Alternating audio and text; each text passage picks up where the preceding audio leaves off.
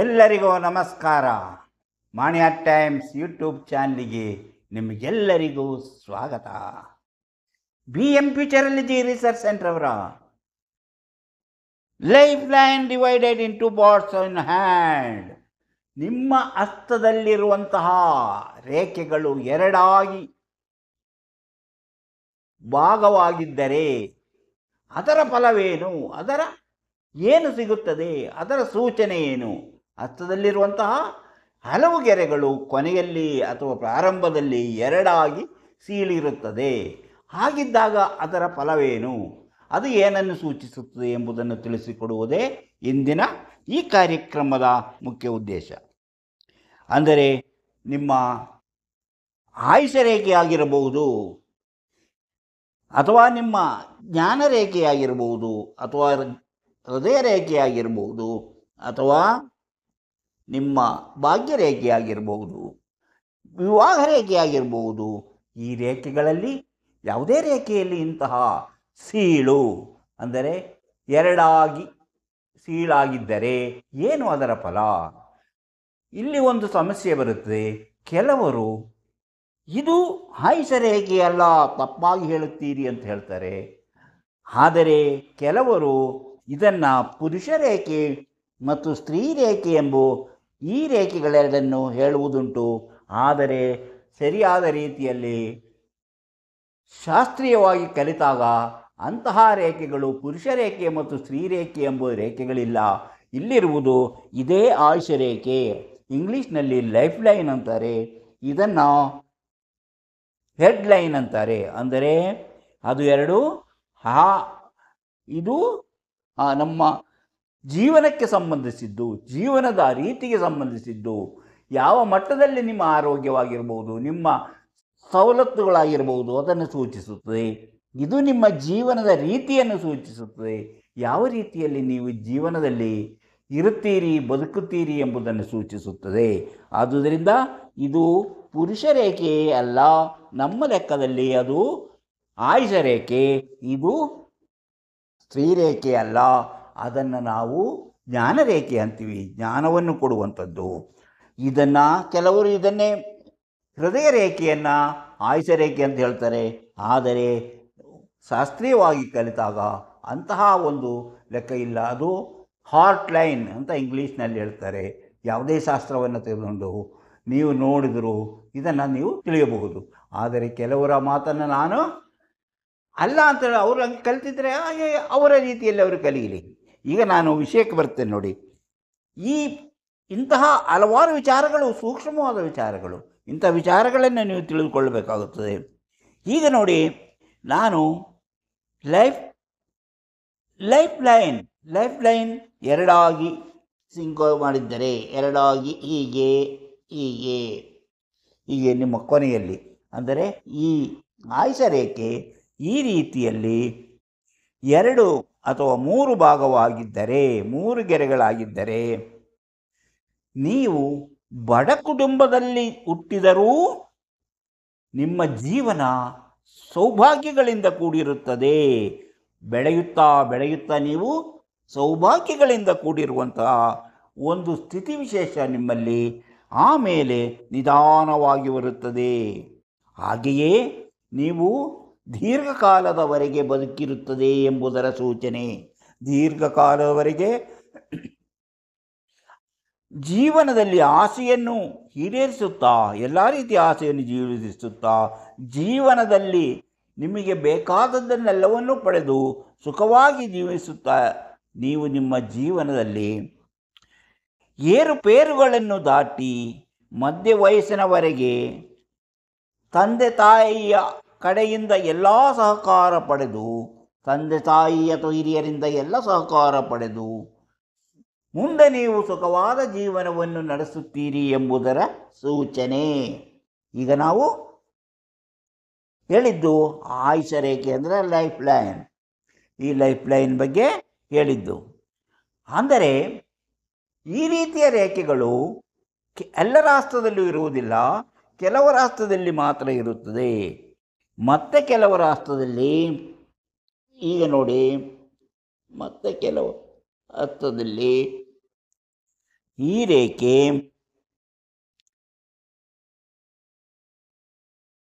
ಹೀಗಿರುತ್ತದೆ ನೋಡಿ, ಹೀಗೆ ಈಗ ಒಂದು ಕವಲು ಹೊಡೆದಿರುತ್ತೆ. ಈ ರೀತಿ ಇದ್ದರೆ ನೀವು ಯಾರೇ ಆಗಿದ್ದರೂ ಇದು ಮನೆಯವರೊಂದಿಗೆ ಆತ್ಮೀಯ ಸಂಬಂಧವನ್ನು ಇಟ್ಟುಕೊಂಡಿರುತ್ತೀರಿ. ಇದು ನಿಮ್ಮ ಮನೆಯಲ್ಲಿ ಮನೆಯವರೊಂದಿಗೆ ಆತ್ಮೀಯವಾದಂತಹ ಸಂಬಂಧವನ್ನು ಇಟ್ಟುಕೊಂಡಿರುತ್ತೀರಿ. ಮನೆಯವರೊಂದಿಗೆ ಪ್ರೀತಿ ವಿಶ್ವಾಸದಿಂದ ಇರುತ್ತೀರಿ. ಮನೆಯ ಬಗ್ಗೆ ಹೆಚ್ಚಿನ ಜವಾಬ್ದಾರಿಯನ್ನು ಸದಾ ಸಮಯವೂ ನಿಮ್ಮಲ್ಲಿರುತ್ತದೆ. ಎಲ್ಲರನ್ನೂ ಬಹಳ ಕಾಳಜಿಯಿಂದ ನೋಡಿಕೊಳ್ಳುವಂತಹ ಒಂದು ಗುಣ ನಿಮ್ಮಲ್ಲಿದೆ ಎಂಬುದರ ಸೂಚನೆ. ಆದುದರಿಂದ ಎಲ್ಲರ ಸಹಕಾರವು ನಿಮಗೆ ದೊರೆಯುವುದರಿಂದ ನಿಮ್ಮ ಜೀವನ ಸುಖವಾಗಿರುತ್ತದೆ ಎಂಬುದು ಇದನ್ನು ಸೂಚಿಸುತ್ತದೆ. ಇನ್ನು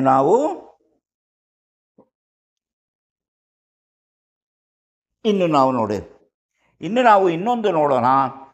ಈ ರೇಖೆ ಹೀಗಿದ್ದರೆ ನೋಡಿ, ಹೀಗಿದ್ದರೆ ಹಾಗೂ ಇಲ್ಲಿಂದ 2 ರೇಖೆಗಳು ಹೀಗಿದ್ದಾಗ ಸಂಗಾತಿಯಿಂದ ಎಲ್ಲ ರೀತಿಯ ಸಹಕಾರವೂ ದೊರೆಯುವುದು.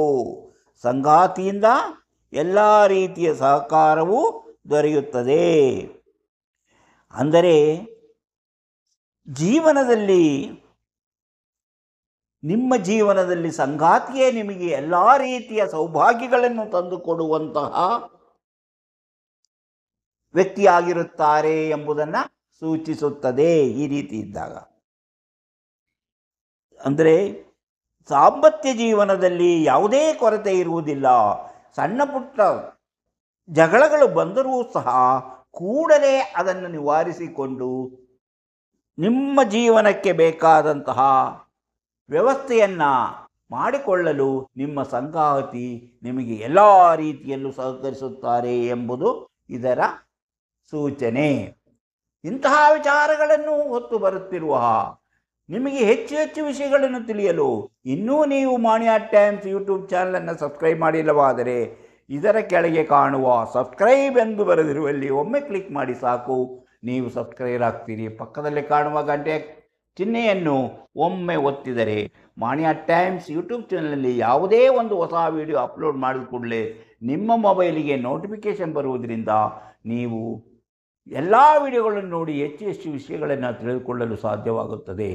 ಎಲ್ಲ ವಿಡಿಯೋಗಳನ್ನು ಆರಂಭದಿಂದ ಕೊನೆಯವರೆಗೂ ನೋಡಿ, ಲೈಕ್ ಮಾಡಿ, ಶೇರ್ ಮಾಡಿ. ಹಾಗೆಯೇ ನಿಮಗೆ ನಿಮ್ಮ ಭವಿಷ್ಯವನ್ನು, ನಿಮ್ಮ ಮುಂದಿನ ಜೀವನ ಹೇಗಿರುತ್ತದೆ ಎಂಬುದನ್ನು ನಿಮ್ಮ ಮೊಬೈಲ್ನಲ್ಲಿ ನೋಡಲು ಆಸಕ್ತಿ ಇದ್ದರೆ ಇದರಲ್ಲಿ ಕೊಟ್ಟಿರುವಂತಹ ವಾಟ್ಸಪ್ ನಂಬರ್ ಅಂತ ಇಲ್ಲಿ ಬರೆದಿದ್ದೇವೆ. ಆ ವಾಟ್ಸಪ್ ನಂಬರಿಗೆ ನೀವು ಹಾಯ್ ಅಂತ ಅಥವಾ ಎಸ್ ಅಂತ ಯಾವುದೇ ಮೆಸೇಜ್ ಕಳಿಸಿ ಕೂಡಲೇ ನಾವು ನಿಮಗೆ ಏನು ಮಾಡಿದರೆ ನಿಮ್ಮ ಭವಿಷ್ಯವನ್ನು ನಿಮ್ಮ ಮೊಬೈಲ್ನಲ್ಲಿ ನೀವು ನೋಡಲು ಸಾಧ್ಯ ಎಂಬುದನ್ನು ತಿಳಿಸುತ್ತೇವೆ. ಅದರಂತೆ ನೀವು ಮುಂದುವರೆದರೆ ನಿಮ್ಮ ಭವಿಷ್ಯ ನಿಮ್ಮ ಮೊಬೈಲಿಗೆ ಬರುತ್ತದೆ. ನೀವು ನಿಮ್ಮ ಭವಿಷ್ಯ ಮುಂದೆ ಹೇಗಿರುತ್ತದೆ ತಿಳಿದು ನೀವು ಜೀವನದಲ್ಲಿ ಸುಖವಾಗಿರಲು ಸಾಧ್ಯವಾಗುತ್ತದೆ. ಇದು ಆಸಕ್ತಿ ಇದ್ದವರಿಗೆ ಮಾತ್ರ.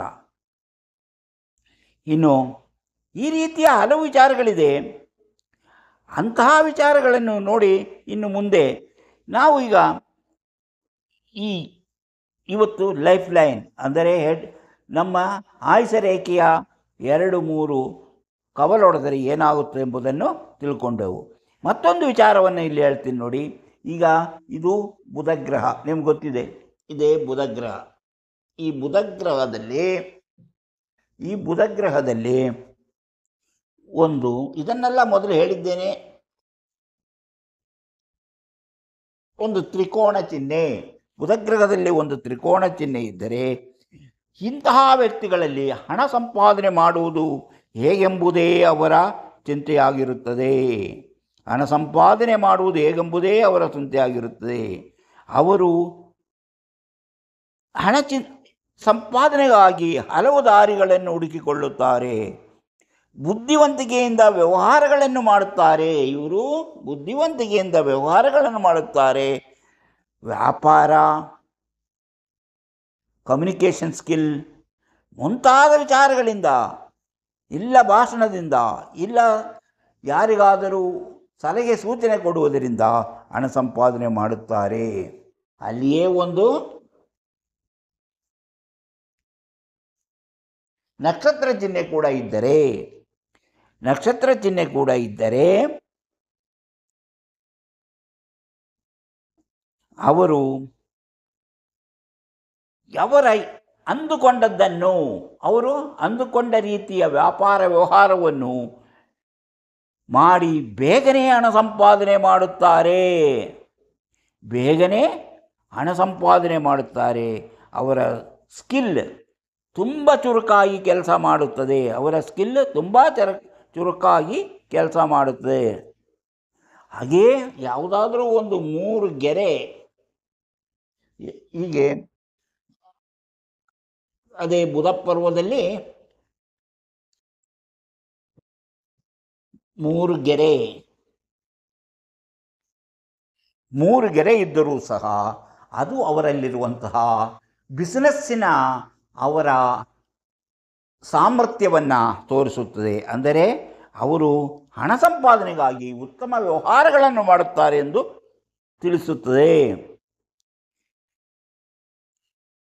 ಆದರೆ ಕಪ್ಪು ಚುಕ್ಕೆ ಅದರಲ್ಲಿದ್ದರೆ ಒಳ್ಳೆಯದಲ್ಲ. ಅಲ್ಲಿ ಕಪ್ಪು ಚುಕ್ಕೆ ಇದ್ದರೆ ಒಳ್ಳೆಯದಲ್ಲ.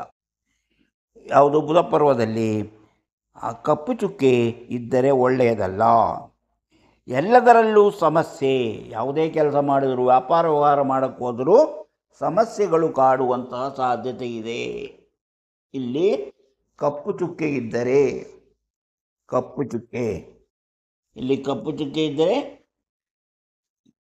ಅವರು ಯಾವುದೇ ವ್ಯವಹಾರ ಮಾಡೋಕ್ಕೆ ಹೋದರೂ ಅಡೆತಡೆಗಳು ಬರುತ್ತಾ ಇರುತ್ತದೆ. ಎಲ್ಲದರಲ್ಲೂ ಸಮಸ್ಯೆ. ಇನ್ನು ದೀಪ ಇದ್ದರೂ ಅಷ್ಟೇ. ದೀಪ ಅಂದರೆ ನಿಮ್ಗೆ ಗೊತ್ತು, ದೀಪ ಚಿಹ್ನೆ ಇಂತಹ ದೀಪ ಚಿಹ್ನೆ ಇದ್ದರೂ ಸಹ ಅಂತಹ ಸಮಸ್ಯೆಗಳು ಬರುತ್ತದೆ.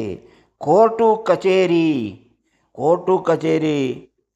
ಸುತ್ತುವಾಗ ಅಲೆದಾಟ ತಪ್ಪುವುದಿಲ್ಲ. ಕೋರ್ಟು ಕಚೇರಿ ಯಾವುದಾದ್ರೂ ಒಂದು ಮೋಸ ಹೋಗುವಂತಹ ಸಾಧ್ಯತೆಯೂ ಇದೆ. ಚಾಪೆಯ ಚಿಹ್ನೆ ಇದ್ದರೂ ಸಹ ಅವರು ಸಮಸ್ಯೆಗಳನ್ನು ಎದುರಿಸಬೇಕಾಗುತ್ತದೆ. ಈಗ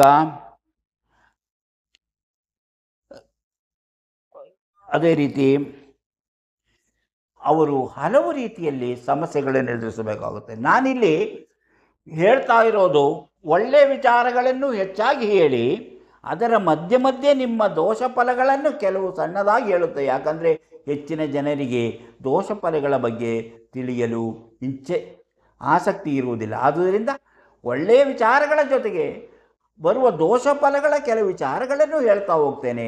ಅದನ್ನು ಗಮನವಿಟ್ಟು ಕೇಳಿದಾಗ ಮಾತ್ರ ಯಾಕೆ ನಿಮಗೆ ಅದೃಷ್ಟದ ರೇಖೆಗಳಿದ್ದರೂ, ಒಳ್ಳೆಯ ಸೂಚನೆಗಳಿದ್ದರೂ ಯಾಕೆ ನನಗೆ ಫಲ ಸಿಗುತ್ತಿಲ್ಲ, ಹೇಳಿದಂಥ ಫಲ ಸಿಗುತ್ತಿಲ್ಲ ಎಂಬುದು ಅರ್ಥವಾಗುತ್ತದೆ. ಅಂದರೆ ನಿಮ್ಮ ಹಸ್ತದಲ್ಲಿ ಎಲ್ಲ ನಾನು ಹೇಳಿದಂತಹ ಉತ್ತಮ ಫಲದ ಸೂಚನೆಗಳಿದ್ದರೂ ಅದರಲ್ಲಿ ಹೇಳುವಂತಹ ಕೆಲವು ಸೂಚನೆಗಳು ಕಪ್ಪು ಚುಕ್ಕೆ, ದೀಪ, ಆಮದ ಕೆಲವು ಕಡೆ ಬರುವಂತಹ ನಕ್ಷತ್ರ ಚಿಹ್ನೆಗಳು, ಅವುಗಳ ಕೆಲವು ಇಂತಹ ದೋಷ ಫಲಗಳು, ಅಡ್ಡರೇಖೆಗಳು, ಕಟ್ಟಾಗಿರುವುದು, ಅಂತಹ ಚಿಹ್ನೆಗಳಿರುವಂತಹ ಹಲವು ದೋಷ ಫಲಗಳಿವೆ. ಅಂತಹ ಫಲಗಳನ್ನು ಇದರ ಮಧ್ಯೆ ಹೇಳ್ತಾ ಹೋಗ್ತೇನೆ ಹೊರತು ಅದನ್ನೇ ಒಂದು ಪಾಠವಾಗಿ ಹೇಳ್ತಾ ಇಲ್ಲ. ಆದುದರಿಂದ ನೀವು ಗಮನವಿಟ್ಟು ಕೇಳಿದಾಗ ಮಾತ್ರ ನಿಮಗೆ ಅದೃಷ್ಟ ಒಲಿಯುತ್ತಿಲ್ಲ ಎಂದು ನೀವು ತಿಳಿಯಲು ಸಾಧ್ಯ. ಇಂತಹ ಹಲವಾರು ವಿಚಾರಗಳಿವೆ. ಆದುದರಿಂದ ಇಂಥ ವಿಚಾರಗಳು ನಿಮಗೆ ಇಷ್ಟವಾಗುವುದಾದರೆ, ನಿಮಗೆ ಇನ್ನೂ ಬೇಕು ಎಲ್ಲ ಹೆಚ್ಚಿನ ವಿಷಯ ತಿಳಿಯಬೇಕಾದ್ರೆ, ಇನ್ನೂ ನೀವು ಮಾಣಿ ಆರ್ಟ್ ಟೈಮ್ಸ್ ಯೂಟ್ಯೂಬ್ ಚಾನಲನ್ನು ಸಬ್ಸ್ಕ್ರೈಬ್ ಮಾಡಿಲ್ಲವಾದರೆ ಈಗಲೇ ಸಬ್ಸ್ಕ್ರೈಬ್ ಮಾಡಿ ಪ್ರೋತ್ಸಾಹ ಕೊಡಿ. ಹಾಗೆ ಪ್ರತಿಯೊಂದು ವಿಡಿಯೋವನ್ನು ಆರಂಭದಿಂದ ಕೊನೆವರೆಗೂ ನೋಡಿ, ಲೈಕ್ ಮಾಡಿ, ಶೇರ್ ಮಾಡಿ. ಅದೇ ರೀತಿ ನಿಮಗೆ ನಿಮ್ಮ ಭವಿಷ್ಯ ತಿಳಿಯಲು ನಿಮ್ಮ ಭವಿಷ್ಯ ನಿಮ್ಮ ಮೊಬೈಲ್ನಿಂದ ತಿಳಿಯೋದು, ನಿಮ್ಮ ಮೊಬೈಲ್ನಲ್ಲಿ ನೋಡಲು ನಿಮಗೆ ಆಸಕ್ತಿ ಇದ್ದರೆ ಇದರಲ್ಲೇ ಕೊಟ್ಟಿರುವಂತಹ ವಾಟ್ಸಪ್ ನಂಬರಿಗೆ ವಾಟ್ಸಪ್ ಮೆಸೇಜ್ ಮಾಡಿ ಕೂಡಲೇ ನಿಮಗೆ ಮುಂದೇನು ಮಾಡಬೇಕು ಎಂಬುದನ್ನು ತಿಳಿಸಿಕೊಡಲಾಗುತ್ತದೆ. ಕಾಮೆಂಟ್ ಬಾಕ್ಸ್ನಲ್ಲಿ ಹಾಕಿದ್ರೆ ಸಿಗೋದಿಲ್ಲ. ಇದನ್ನು ವಾಟ್ಸಪ್ ನಂಬರ್ ಕೊಟ್ಟಿದ್ದೀನಿ, ಆ ವಾಟ್ಸಪ್ ನಂಬರಿಗೆ ಹಾಕಿದ್ರೆ ಮಾತ್ರ ನಿಮಗೆ ರಿಪ್ಲೈ ಸಿಗುತ್ತದೆ. ಅದರಂತೆ ಮುಂದುವರೆದರೆ ನಿಮಗೆ ನಿಮ್ಮ ಭವಿಷ್ಯವನ್ನು ನಿಮ್ಮ ಮೊಬೈಲ್ನಲ್ಲಿ ನೋಡಿ ಮುಂದೆ ನಿಮ್ಮ ಜೀವನ ಹೇಗಿರುತ್ತದೆ ಎಂಬುದನ್ನು ರೂಪಿಸಿಕೊಳ್ಳಲು ಸಾಧ್ಯವಾಗುತ್ತದೆ. ಇಂತಹ ಹಲವಾರು ವಿಚಾರಗಳಿವೆ. ಅಂತಹ ವಿಚಾರಗಳನ್ನು ಮುಂದಿನ ವಿಡಿಯೋಗಳಲ್ಲಿ ಹೇಳುತ್ತಾ ಹೋಗುತ್ತೇನೆ. ಇಂತಹ ಮತ್ತೊಂದು ವಿಡಿಯೋದೊಂದಿಗೆ ಮತ್ತೆ ಬರುತ್ತೇನೆ. ಇಷ್ಟು ಹೊತ್ತು ಈ ವಿಡಿಯೋ ನೋಡಿದ ನಿಮಗೆಲ್ಲರಿಗೂ ಧನ್ಯವಾದ.